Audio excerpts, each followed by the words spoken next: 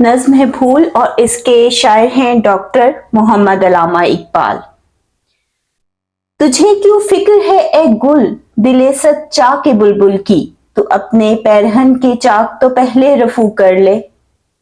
अब यहाँ पर फूल का क्या तस्वुर है और किस तरह से वो मुसलमानों के साथ इसको रब्त इसका कायम कर रहे हैं इकबाल, और क्या पैगाम देना चाह रहे हैं उसको हम समझेंगे। फूल में हुस्न पाया जाता है और फर्क इतना है कि फूल का हुस्न जाहिरी है, मुसलमान का हुस्न बातनी है। फूल फितरत का मावी शाहकार है, मुसलमान फितरत का रूहानी शाहकार है। फूल से दुनिया की फिजा महक उठती है। जब फूल खिलता है तो दुनिया की फिजा महक उठती है, इर्द गिर्द सब महक उठता है। मुसलमान का वजूद भी दुनिया के लिए बरकत का मूजिब है। फूल कभी सरनिगू नहीं होता, मुसलमान भी गैर अल्लाह के आगे सर नहीं झुकाता। तो ये इन दोनों में एक सिलसिला है, एक रब्त है, जिसको पेशे नजर रखते हुए, मद्दे नजर रखते हुए इकबाल यहाँ पर मुसलमानों को फूल से तशबीह दे रहे हैं। यही रब्त यहाँ फूल और मुसलमान के दरमियान भी पाया जाता है। इकबाल लिखते हैं, ए फूल, तुझे बुलबुल के बहुत जख्मी दिल की क्यों फिक्र लाहक है, पहले तू अपना फटा हुआ लिबास तो सी ले। अब यहाँ पर इस बात का क्या मकसद है? ये पहला मिसरा है, तुझे की फिक्र है ए गुल, दिल सच्चा के बुलबुल की। ठीक है, यही रब्त यहाँ पर फूल और मुसलमान के दरमियान भी है। इकबाल लिखते हैं, ए फूल, तुझे बुलबुल के जख्मी दिल की क्यों फिक्र लाहक है, पहले तू अपना फटा हुआ लिबास तो सी ले। यानी अपनी जात की तकमील तो कर ले, अपने अंदर छुपे हुए हुनर, अपने अंदर छुपी हुई सलाहियतों को उजागर कर, अपना मुकाम पैदा कर, अपनी पहचान बना। तेरी पहचान ही तेरी कौम की पहचान बनेगी और इसी तरह से तू अपनी कौम के जख्मी दिल को सुकून दे सकता है, तस्कीन दे सकता है। तो यहाँ पर हम मुख्तसर जुमले में कैसे लिखेंगे, तुझे बुलबुल के बहुत जख्मी दिल की क्यों फिक्र है, पहले तो अपना फटा हुआ लिबास तो सी ले। यानी ए मुसलमान, तू अपनी कौम की खिदमत और इसके मकासद की इस्लाह करनी चाहता है। ए मुसलमान, तू अपनी कौम की खिदमत और इसके मकासद की इस्लाह करना चाहता है, तो इसका तरीका यह है कि पहले अपनी सीरत की तकमील कर ले। यहां इकबाल बहुत गहरी बात कह गए हैं। माशरे की इस्लाह से कबल जाती इस्लाह जरूरी है। आपकी अपनी पहचान और मुकाम जरूरी है। किसी दूसरे की इस्लाह तो आप तभी करोगे जब आप खुद इस काबिल हो, और वैसे भी माशरा अफराद से तश्कील पाता है। हम खुद भी उसी माशरे के हिस्सा हैं, तो हमें अपनी जात की पहले इस्लाह करनी चाहिए, अपनी जात की तकमील करनी चाहिए। तो हम इसे मुख्तसर इस तरह से लिख सकते हैं। इसका तरीका यह है कि पहले तू अपनी सीरत की तकमील कर ले। यहाँ इकबाल बहुत गहरी बात कह गए हैं। माशरे की इस्लाह से कबल जाती इस्लाह जरूरी है। बकौल इकबाल, सबक फिर पढ़ सदाकत का, अदालत का, शुजाअत का, लिया जाएगा तुझसे काम दुनिया की इमामत का। इकबाल मुसलमान नौजवानों से मुखातिब हैं। उस वक्त के सियासी हालात ये थे कि मुसलमान अपने ही मुल्क में गुलामी की जिंदगी गुजार रहे थे। क्योंकि ये नज्म इस ख्याल, इस तस्वुर पर लिखी गई है, इसलिए हमें थोड़ा सा मुख्तसर सा जायजा उस वक्त के सियासी हालात का भी लेना पड़ेगा। और क्योंकि शायरी किसी भी अहद की अक्कास होती है और उस दौर की जदीद शायरी होती है, तो हम उसका एक नज़र जायजा लेते हैं। کہ اس وقت کے سیاسی حالات کیا تھے کہ مسلمان اپنے ہی ملک میں غلامی کی زندگی گزار رہے تھے۔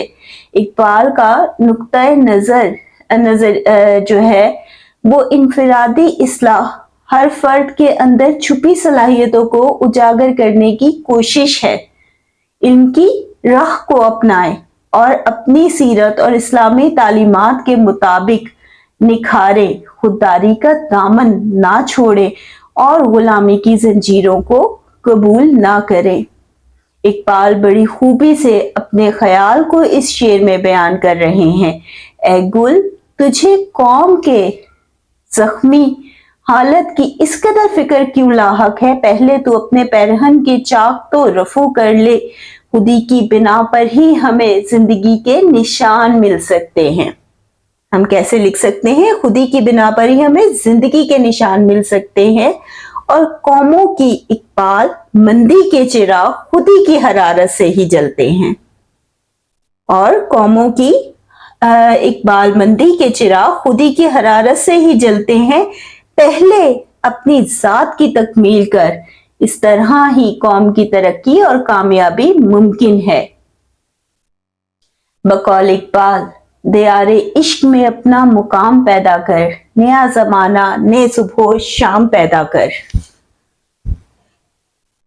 آئی ہوپ کہ آپ کو اچھی طرح سے جو بنیادی مقصد تھا اس شعر کا، نظریہ تھا، وہ سمجھ آ گیا ہوگا۔ اب اگلے شعر کی طرف چلتے ہیں۔ تمنا آبرو کی ہو اگر گلزار ہستی میں، تو کانٹوں میں الجھ کر زندگی کی خو کر لے۔ یہ نہایت دلکش مگر نہایت سنجیدہ نظم ہے۔ اس میں اقبال کی شاعری اپنی معراج کو پہنچ گئی ہے۔ اقبال نے مسلمانوں کو پھول اس لیے قرار دیا کہ جس طرح باغ کی زینت پھول سے ہے، مسلمان بھی دنیا کی زینت مسلمان سے ہے۔ جس طرح پھول باغ میں سب سے زیادہ دلکش ہوتا ہے، مسلمان بھی دنیا میں سب سے زیادہ دلکش ہے، اور اس کی بنیادی وجہ یہ ہے کہ اسلام کی تعلیمات، نبی پاک صلی اللہ علیہ وآلہ وسلم کی سنت جو ہے ہمارے پاس ہے، ایک مکمل ضابطۂ حیات ہمارے پاس ہے، اور جو کہ اس قدر مکمل ہے کہ ہماری دنیا اور آخرت دونوں میں کامیابی کا باعث ہے۔ تو یہ ان کا تصور ہے۔ اقبال اس شعر میں فرماتے ہیں، اے مسلمان، تو دنیا میں عزت کے ساتھ زندگی بسر کرنی چاہتا ہے تو زندگی کو مصیبتیں برداشت کرنے کی عادت پیدا کر لے، یعنی اپنے آپ کو مشکل حالات سے سامنا کرنے کی صلاحیت پیدا کر لو اگر تم باوقار زندگی جینا چاہتے ہو۔ جو شخص مصائب سے گھبرا جاتا ہے وہ کامیاب نہیں ہو سکتا۔ اندھیروں میں ہی اپنی محنت کے چراغ روشن کرنے والے دنیا میں تاریخ رقم کرتے ہیں۔ بقول کے بعد مخالف سے نہ گھبرائے اے عقاب، یہ تو چلتی ہے اونچا اڑانے کے لیے۔ باوقار زندگی کو گزارنے کے لیے ضروری ہے کہ مصائب کا سامنا کیا جائے اور ان سے گھبرا کر پیچھے نہ ہٹا جائے۔ اس وقت کے جو سیاسی حالات تھے، مسلمانوں کی حکومت چھن چکی تھی اور انگریز کی حکومت رائج ہو چکی تھی، ایسے میں وہ اقبال فرماتے ہیں کہ تو اپنی ذات کی شناخت پیدا کر اور جو مصائب ہے اس کو وجہ نہ بنا اور اپنی منزل کے اوپر بڑھ، اسی میں تو ایک باوقار زندگی گزارنے کے قابل ہو سکتا ہے۔ اگلا شعر ہے، صنوبر باغ میں آزاد بھی ہے، پابا گل بھی ہے، انہی پابندیوں میں حاصل آزادی کو تو کر لے۔ نظم پھول باغ کے لوازم سے معمور ہے، مثلاً پھول، گل، بلبل، چاک، رفو، گلزار، کانٹے، آزاد، صنوبر، پابا گل، شبنم، جام، جام و سبو، چمن، رنگ و بو، خزاں، زینت، دامن اور آئینہ رو، اور یہ اقبال کی قدرت شاعری پر شاہد ہے، گواہ ہیں کہ اقبال بات تو قدرت کے مناظر کی کر رہے ہیں، پھول کی کر رہے ہیں، اس کی خوشبو کی کر رہے ہیں، لیکن ان کے مخاطب مسلمان ہے۔ اس پھول کے حالات سے وہ مسلمانوں کو ایک بہت بڑا درس دے رہے ہیں، خودی کا درس دے رہے ہیں، کامیابی کی راہ دکھا رہے ہیں، جس کے اوپر چل کر نہ صرف وہ دنیا میں بلکہ آخرت میں بھی کامیابی حاصل کر لے گا اور غلامی کی زنجیروں کو توڑ دے گا۔ تو یہ اس وجہ سے ان کی ہم اس نظم میں اقبال کی شاعری کی معراج کو دیکھتے ہیں کہ وہ کس طریقے سے ایک پھول کے حوالے سے مسلمانوں کو اتنا بڑا پیغام دے رہے ہیں۔ اقبال اس شعر میں فرماتے ہیں، اگر تو آزادی حریت کا آرزو مند ہے تو اس کا طریقہ یہ ہے کہ تمام شرعی قواعد و ضوابط اور عقلی کو بالائے طاق رکھ دے، جیسا کہ اس زمانے کے ادیب مسلمان نوجوانوں کو تلقین کر رہے ہیں۔ اب یہاں پر تاریخی پس منظر سمجھنا ضروری ہے کہ مسلمانوں کی حکومت تو چھن چکی تھی، اور ایسے میں وہ مسلمان جو تھے وہ اپنے ہی ملک میں غلامی کی زندگی گزار رہے تھے۔ یہ قیام پاکستان سے قبل کے حالات ہیں، ٹھیک ہے۔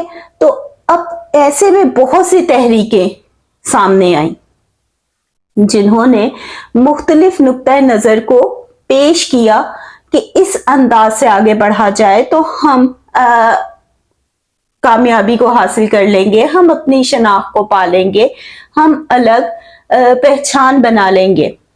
تو ایک تصور یہ بھی تھا کہ ایک تحریک یہ بھی تھی کہ وہ یہ کہتی تھی کہ اس وقت کے موجودہ حالات سے مطابقت پیدا کرو، اور اگر میں غلط نہیں ہوں تو یہ سر سید احمد خان کی تحریک تھی، جس میں ان کا یہ نقطۂ نظر تھا کہ اپنے آپ کو اس وقت کے موجودہ حالات کے مطابق ڈھالو۔ تو اقبال یہاں پر یہ تصور دے رہے ہیں کہ شرعی قواعد و ضوابط کو بالائے طاق رکھنا کامیابی کی کبھی بھی وجہ نہیں بن سکتا۔ اب اس کو ہم مختصر کیسے لکھ سکتے ہیں؟ اقبال اس شعر میں فرماتے ہیں کہ اگر تو آزادی حریت کا آرزومند ہے تو اس کا طریقہ یہ نہیں ہے کہ تمام شرعی قواعد و ضوابط و عقلی کو بالائے طاق رکھ دے، جیسا کہ اس زمانے کے ادیب مسلمان نوجوانوں کو تلقین کر رہے ہیں۔ تاریخی پس منظر دیکھا جائے تو مسلمان غلامی کی زندگی بسر کر رہے تھے، مغلیہ سلطنت ختم ہو چکی تھی اور برصغیر پاک و ہند پر انگریز حکومت رائج تھی۔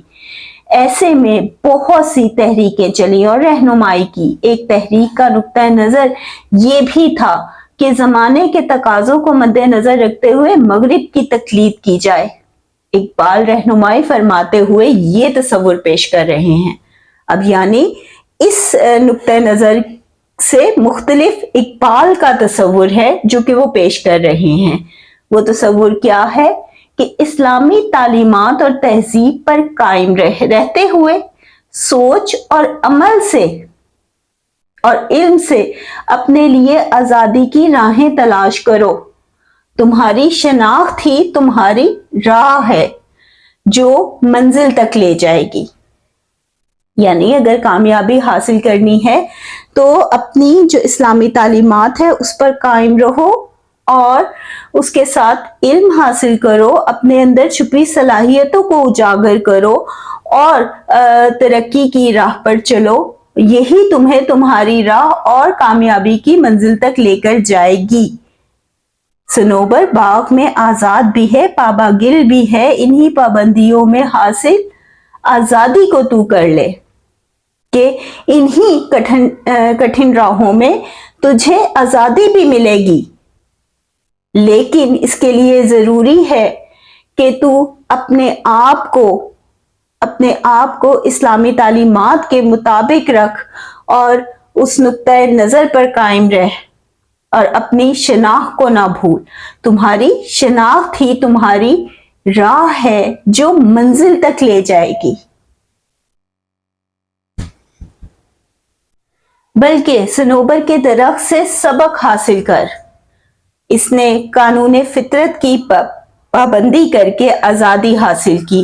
یعنی حقیقی آزادی قانون شریعت کی پابندی سے نصیب ہو سکتی ہے. یعنی اے مسلمان، مغرب کی تقلید تمہیں ذہنی غلامی کی طرف لے جائے گی. علم و ہنر میں اپنا مقام پیدا کر اور اسلامی تعلیمات کو پیش نظر رکھ. ان جملوں میں ہم اس تمام بات کو مختصر انداز میں بیان کر سکتے ہیں. بقول اقبال، وہ زمانے میں معزز تھے مسلمان ہو کر، اور تم خوار ہوئے تارک قرآن ہو کر.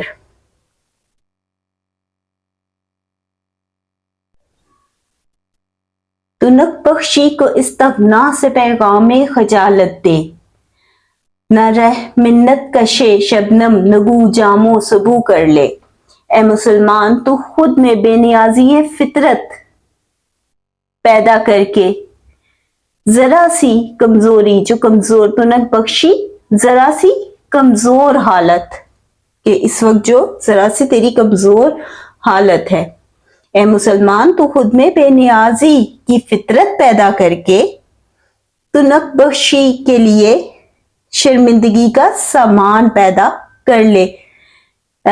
خجالت، شرمندگی، کہ وہ جو یہ کمزور حالات ہیں وہ شرمندگی سے سر جھکا لے. اے مسلمان، تو اپنے اندر بے نیازی کی ایسی فطرت پیدا کر کہ یہ جو ذرا سے کمزور حالات ہیں وہ شرمندگی سے سر جھکا لے. یہ تو میں آپ کو سمجھانے کے لیے بتا رہی تھی، ہم اسے مختصر جملے میں کیسے لکھیں گے. اے مسلمان، تو خود میں بے نیازی کی فطرت پیدا کر کے تو نک بخشی کے لیے شرمندگی کا سامان پیدا کر دے. یعنی تو اس ذرا سی کمزور حالت میں بھی اپنی ذات کو علم اور ہنر کی طاقت سے منوا کر آگے بڑھ اور کامیابی کی راہ پر گامزن ہو جا. تو شبنم کا احسان مند نہ بن. تو شبنم کا احسان مند نہ بن. شبنم کون ہے؟ شبنم وہ جو انگریز حکمران ہیں وہ ہیں. اپنا جام و سبو الٹا کر دے، کہ ان کے احسان کو نہ لے، اپنا جام الٹا کر دے اور اپنے لیے جام خود بنا، اپنے لیے راہیں خود دریافت کر اور اپنی منزل کی طرف خود بڑھ، تاکہ ذہنی غلامی تیرا مقدر نہ بن سکے.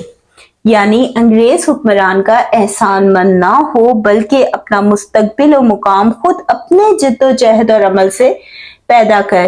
یہاں پر پھر تاریخی پس منظر کا حوالہ ضروری ہے. مسلمانوں کی 1000 سالہ حکومت ان سے چھن چکی تھی اور مسلمان اپنے ہی ملک میں غلامی کی زندگی گزارنے پر مجبور تھے. یہ قیام پاکستان سے قبل کے حالات ہیں. برصغیر پاک و ہند پر انگریز حکومت قائم تھی، اور یہ جو اقبال کی شاعری ہے یہ بھی اسی عہد کی ترجمان ہے. ایسے میں اقبال اس نظم پھول میں مسلمانوں سے مخاطب ہوتے ہوئے فرماتے ہیں، اے مسلمان، تو خود میں بے نیازی کی فطرت پیدا کر کے ان مشکل حالات، ان تاریک حالات کو روشنی میں تبدیل کر دے. کیا کر کے؟ بے نیازی کی فطرت پیدا کر کے ان مشکل حالات کو، ان تاریکیوں کو روشنی میں تبدیل کر دے. اور یہ ایسے ہی ممکن ہے کہ خود میں خودی اور علم و ہنر کی طلب پیدا کر اور وقت کا تختہ پلٹ کر رکھ دے. اے مسلمان، تو انگریز حکمران کا احسان مند نہ ہو، بلکہ خود دنیا کے آسمان پر روشن ستارہ بن کر نمودار ہو جا. غلامی کی اور ذہنی غلامی کی زنجیروں کو توڑ کر اپنا مستقبل اور مقام خود اپنے جد و جہد اور عمل سے بنا لے. بقول اقبال، خودی کے ساز میں ہے عمر جاویداں کا سراغ، خودی کے سوز سے روشن ہے امتوں کے چراغ۔ اگلا شعر ہے، نہیں یہ شان خودداری چمن سے توڑ کر تجھ کو، کوئی دستار میں رکھ لے کوئی زیب گلو کر لے۔ اے مسلمان، خودداری عزت نفس اسلام کا پہلا سبق ہے، اس لیے تو ہرگز اس بات کو قبول مت کر کہ اغیار تجھے اپنے مقاصد کی تکمیل کے لیے استعمال کریں، کہ تو ان کا غلام بن کر جینے پر مجبور ہو جائے۔ اور یہ کیسے ممکن ہے؟ یہ اس صورت میں ممکن ہے جب تو اپنے علم و ہنر سے اپنے راستے خود متعین نہیں کرے گا اور آگے بڑھنے کی خواہ نہیں کرے گا۔ مثلا جب انہیں ضرورت ہو تو تجھے اونچا عہدہ دے دیں، لیکن جب مطلب نکل جائے تو تجھے فرقہ پرست کہہ کر ذلیل و خوار کر دیں۔ اے مسلمان، تو دوسروں کے ہاتھوں میں کھلونا نہ بن اور حالات کی روش کو سمجھتے ہوئے اپنی راہیں خود متعین کر۔ اور امتیں خودی کا جام پی لیتی ہیں کہ وہ دوسرے کی دستار کی زینت نہیں بن سکتی، یعنی جو امتیں خودداری کا جام پی لیتی ہیں وہ کسی دوسرے کی دستار کی زینت نہیں بن سکتی۔ بقول اقبال، نہ ڈھونڈ اس چیز کو تہذیب حاضر کی تجلی میں، کہ پایا میں نے استغنا میں معراج سلیمانی۔ اے مسلمان، تیرے خون میں خودداری اور امامت ہے، تو اپنی طرف بڑھنے والی غلامی کی زنجیروں کو توڑ دے علم و ہنر اور خودداری کی قوت سے، اور اپنے بزرگوں کی میراث کی حفاظت فرما۔ بزرگوں کی میراث کیا تھی؟ سچائی، علم، ہنر، حکمرانی، درویشی۔ مسلمان ہاتھ میں پیسہ رکھتے تھے لیکن دل میں نہیں۔ تیری شناخت تھی تیری سر بلندی کی ضامن ہے۔ مختصر الفاظ میں کیسے لکھیں گے؟ اے مسلمان، تیرے خون میں خودداری اور امامت ہے، تو اپنی طرف بڑھنے والی غلامی کی زنجیروں کو توڑ دے علم و ہنر اور خودداری کی قوت سے، اور اپنے بزرگوں کی میراث کی حفاظت کر کے۔ تیری شناخت ہی تیری سربلندی کی ضامن ہے۔ چمن میں غنچۂ گل سے یہ کہہ کر اڑ گئی شبنم، مذاق کے جور گلچی ہو تو پیدا رنگ و بو کر لے۔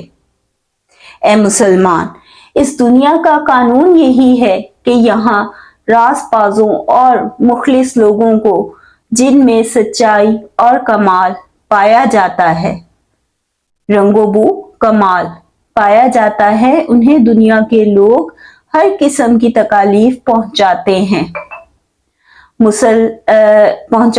یہاں اقبال مثال سے سمجھا رہے ہیں، دیکھ لو گلچی، پھول چننے والا، ٹھیک ہے، سوکھے سڑے اور مرجھائے ہوئے پھولوں کو ہاتھ بھی نہیں لگاتا، بلکہ انہی پھولوں کو چن کر توڑتا ہے جو حسین اور خوشبودار رنگ، حسین اور خوشبودار بو، جو حسین اور خوشبودار ہوتے ہیں۔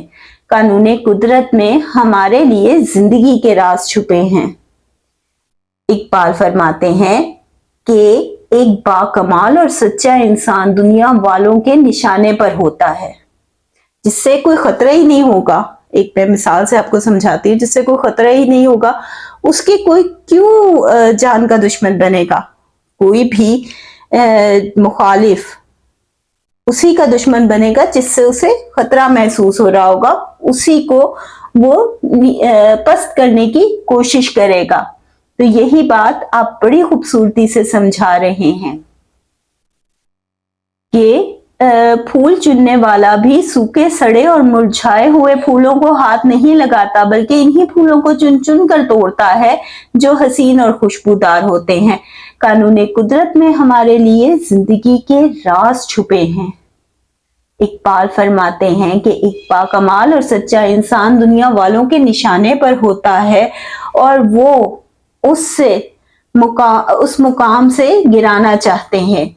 देख लो, फूल चुनने वाला भी हसीन और खुशबूदार फूल बाग से नहीं तोड़ता। यानी इकबाल फरमाते हैं कि हुस्न कमाल फन और हुनर को करार देते हैं। इकबाल हुस्न को कमाल फन और हुनर को करार देते हैं। ए मुसलमान देख लो, मामून सलातीन अब्बासी में एक जाबिर सुल्तान गुजरा है जिसका दामन मुसलमानों के खून से दागदार है। इस सुल्तान ने किसी जमीर फरोश मुसलमान को नहीं सताया। इस जालिम के जुल्म का निशाना तो हजरत इमाम अहमद बिन जंबल रहमतुल्लाह अलैह बने, जिन्होंने सदाकत और हक की गोई को शार बनाया था। इसके अलावा तारीख में ऐसी बहुत सी मिसालें मिल जाती हैं। कमाल फन और सच्चाई ही एक बाइज्जत और बावकार इंसान की जिंदगी का तरीक होता है। फिर चाहे जितने भी मसाइब से गुजरना पड़े, बामकसद और बावकार जिंदगी को वो इंसान अपनाए रखता है। बकौल इकबाल, सबक फिर पढ़ सदाकत का, अदालत का, शुजाअत का, लिया जाएगा तुझसे काम दुनिया की इमामत का। अगला शेर है, अगर मंजूर हो तुझको खिजाना आशना रहना, जहां रंगो बू से पहले कताए आरजू कर ले। यहाँ इकबाल क्या तस्वुर पेश कर रहे हैं। इकबाल फरमाते हैं, और अगर तू इस दुनिया की आफात से महफूज रहना चाहता है तो इसका तरीका यह है कि दुनिया की तलब से खुद को पाक कर ले। अपने दिल से दुनिया की तलब को निकाल ले, यानी जन, जर और जमीन। यहां दर्स दरवेशी का है। एक मोमिन के दिल में दुनिया कभी भी नहीं बसती। जमीन की मोहब्बत से पाक कर ले। मोमिन के हाथ में दौलत हो भी तो उसके दिल में दौलत की तलब और मोहब्बत नहीं होती। उसका दिल तो रब की रजा का तालिब होता है। ये एक सच्चे मुसलमान की, जो इस्लाम मुसलमान का तस्वुर पेश करता है, उसकी पहचान है। और दुनिया वालों से किसी किस्म की तवक्का मत रख, फिर तेरे ऊपर खिजा मुसीबत तारी नहीं हो सकेगी। कि एक तो तुम दुनिया से किसी तरह की तवक्का वाबस्ता ना करो, अपने रास्ते खुद मुतय्यन करो और अपनी जात पर भरोसा करो। और दूसरा, दुनिया की तलब से खुद को पाक कर लो। ऐसा करने से भी मुसीबतें और खिजा तुम पर नहीं आएगी। क्यों नहीं आएगी?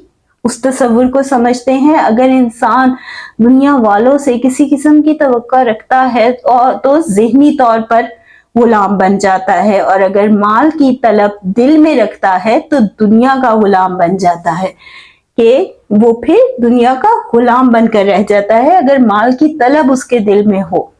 जहां इकबाल मुसलमानों को खुददारी का दर्स दे रहे हैं ताकि इन पर कभी खिजा का मौसम या जवाल ना आए और मुसलमान दुनिया के बाग को अपने किरदार की खुशबू से महकाते रहें। यानी मुसलमान का सरमाया जो है वो उसका किरदार है, और यही वो खुशबू है जिससे दुनिया के बाग में खुशबू है। दुनिया भी तो एक बाग है ना। इकबाल ने मुसलमानों को फूल इसलिए करार दिया कि जिस तरह बाग की जीनत फूल से है, दुनिया की जीनत मुसलमान से है। तारीख गवाह है मुसलमान के किरदार इल्मी बरतरी से। दुनिया की जीनत मुसलमान से है। तारीख गवाह है मुसलमान के किरदार इल्मी बरतरी, खुददारी और दरवेश फितरत ने दुनिया को तहजीब व तमद्दुन के आदाब सिखाए। बकौल इकबाल, खुदी में डूब जमाने से ना उम्मीद ना हो कि इसका जख्म है दर पर्दा एहतमाम रफू। इसमें देख मुज़मिर है कमाले जिंदगी तेरा, जो तुझको जीनत दामन कोई आईना रू कर ले। اقبال فرماتے ہیں اے مسلمان دنیا میں ہر قوم اور مذہب کا کمال کا جدا گانا معیار ہے، کہ ایک معیار ہوتا ہے ہر قوم کا، وہ الگ ہوتا ہے۔ کوئی وطنیت کے نزدیک کمال زندگی یہ ہے، ایک تصور یہ ہے کہ محب وطن ہو، اور کمال زندگی یہ ہے کہ وطن پر جان نثار کر دی جائے، تو وہ بہت باکمال انسان ہے۔ سرمایہ دار کا کیا نظریہ ہے؟ سرمایہ داری کے لحاظ سے کمال زندگی یہ ہے کہ آدمی قارون بن جائے، اس کے پاس قارون کا خزانہ آ جائے، یعنی سرمایہ دارانہ سوچ کے نزدیک کامیابی زیادہ سے زیادہ سرمایہ حاصل کرنا ہے۔ عہدے دار کا زاویہ نگاہ سے کمال فن یہ ہے کہ آدمی KCSI بن جائے، بڑے سے بڑے عہدے کو حاصل کر لے۔ اب یہاں پر اسلام کی روح سے کمال زندگی یہ ہے کہ آدمی سرور دو عالم حضرت محمد صلی اللہ علیہ وآلہ وسلم کا سچا عاشق بن جائے، اور اپنے باوقار کردار، ہنر اور علمی برتری سے دنیا کے باغ کو اپنی خوشبو سے مہکاتا رہے۔ یعنی اسلام ہمیں کیا تصور دے رہا ہے؟ ابھی ہم نے دیکھا جو وطن پرست ہیں ان کے نزدیک کمال زندگی کیا ہے؟ جانثار کرنا۔ جو سرمایہ دار ہیں ان کے نزدیک کیا ہے؟ قارون کا خزانہ حاصل کرنا۔ اور جو عہدے داران ہیں وہ کمال زندگی کا کیا تصور پیش کرتے ہیں کہ زیادہ سے زیادہ عہدے حاصل کرنا۔ لیکن یہاں سوال یہ ہے کہ اسلام کیا کہتا ہے؟ اسلام کی روح سے کمال زندگی یہ ہے کہ آدمی سرور دو عالم حضرت محمد صلی اللہ علیہ وآلہ وسلم کا سچا عاشق بن جائے، اور اپنے باوقار کردار، اسلام اور سنت ہمیں کیا بناتی ہے، کیا دیتی ہے؟ ایک باوقار کردار، ہنر اور علمی برتری سے دنیا کے باغ کو اپنی خوشبو سے مہکاتا رہے۔ اسلام ہمیں قرآن و سنت کا جو معیار دیتا ہے، اس جدا گانہ معیار پر اتر کر ایک فرد دنیا کو تہذیب آئین سکھا دیتا ہے، کہ یعنی جو اسلام ہمیں جو معیار دیتا ہے اس پر اتر کر ایک فرد جو ہے وہ دنیا کو تہذیب اور آئین سکھا دیتا ہے۔ یہ ترقی انفرادی نہیں ہے، یعنی اسلام اتنا وسعت والا دین ہے کہ یہ ترقی انفرادی نہیں ہے، اجتماعی ہے، اور کسی ایک قوم کی بھی نہیں، تمام دنیا کی ہے۔ مسلمان کی محبت کا دامن سب پر پھیلا ہوا ہے، یعنی اسلام نے ہمارے لیے جو معیار مقرر کیا وہ بہت وسعت والا ہے، اور یہی تصور یہاں اقبال پیش کر رہے۔ بقول اقبال، قوت عشق سے ہر پست کو بالا کر دے، بحر میں اسم محمد صلی اللہ علیہ وآلہ وسلم سے اجالا کر دے۔